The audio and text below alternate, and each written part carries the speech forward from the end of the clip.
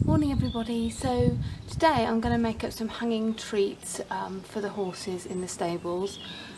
They're treats really, sort of toys, but I don't expect they'll all last very long, certainly not with Chesney anyway. So I thought I'd show you what I'm going to do. I have a few things in the tack room,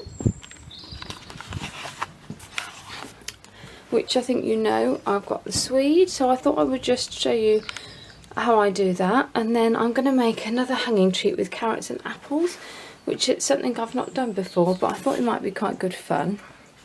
So obviously you need a nice hard surface. I've taken my plastic thing off that I cut the carrots on. I usually have that on here because I hate the noise when the knife goes onto the metal, but it's a bit wobbly, and obviously I don't want to stick a skewer through my finger. Best not to do that. So I've also got a kitchen skewer here, which I've had for a long time really. I'm not quite sure. I guess you can buy them in all sorts of kitchen shops. So I'm going to do the Swede first. So obviously really you want to put a hole in all the way down the middle so it sits better, and obviously I'm going to need two hands, so I won't be able to film it while I'm doing it, actually literally doing it, because I might kill myself. But I'm going to put the skewer in there and then try and feed it sort of directly through the middle. So that's the skewer. It's not all the way down, and obviously you need two hands. And what I find, this one is like it's not round, it's like almost flat. So if I spin it, which obviously I have to hold the Swede with the other hand, if I spin it, it makes the hole bigger. So I just do that and wiggle it and wiggle it and wiggle it until I get it out the bottom of the Swede. And then you feed the string through. Obviously you need a bit of baler twine that has got a fairly neat end. And then I find if you twist it the way it is twisted, as you push it through, it tends to keep it sort of tight and the string thinner, if you see what I mean, so it's easier to push it through. Often, anyway, so that's the Swede done. So this bit of string has got a knot in it, so there we are. And you can put it on a longer bit of string if you want, or do it however. I've probably put the string in the wrong way. I probably should have put the long bit in, so which is all the way down there. So I might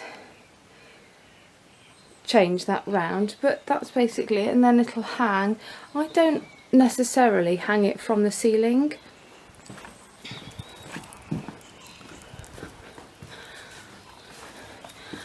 Because the ceiling's really high, and obviously I don't want to smack my head in it, so quite often what I actually tend to do is hang it from the bars in the stables, because then it still moves, so it wobbles when they try to get hold of it, so it's still a bit of a toy, but I'm not going to smack my head on it. And they usually will eat it. In the past I have tried to hang it from the ceiling, and with the exception of Chesney, who can get his mouth practically around the thing and then just bites and then it falls in half, they don't seem to be able to get hold of it at all, and they give up and then you've wasted it. So I find tie it to either there, or you could tie it to a tie ring, and that would be another option. So that actually is the one I do every Christmas.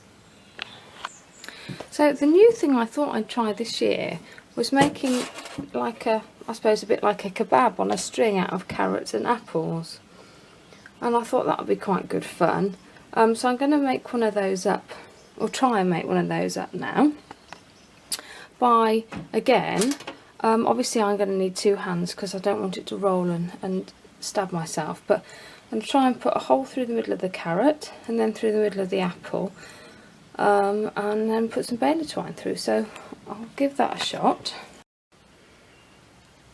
So this is sometimes what I find happens with the Swede. The string starts coming apart and you can't get the string to push through then, so I'm going to cut the string a bit further up and start again with the apple. I have got it through the carrot.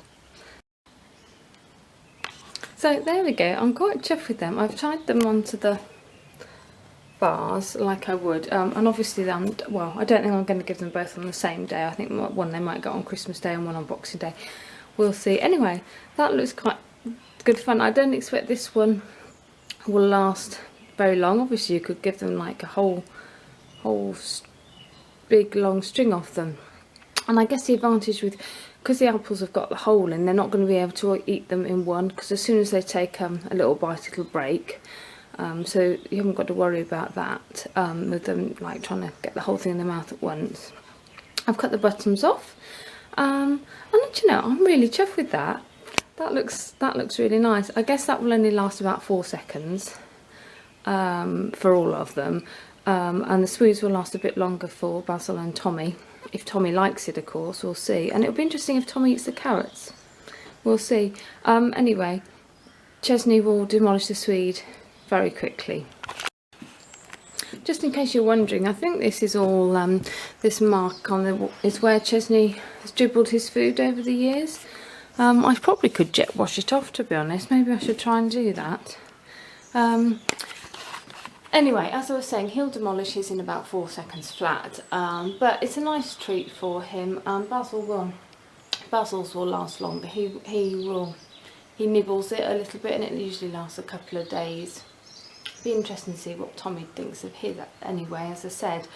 But Chesney just grabs a bite and it falls apart all over the floor, and then he just will sit down basically. So they're funny how they approach it differently, really.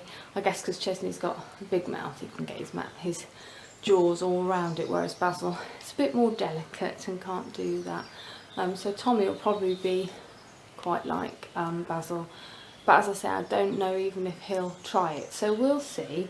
Anyway, so as I say, I'm dead chuffed with that, and I shall make up some more for them for Christmas, and I'll see you again soon, guys. Thanks for watching.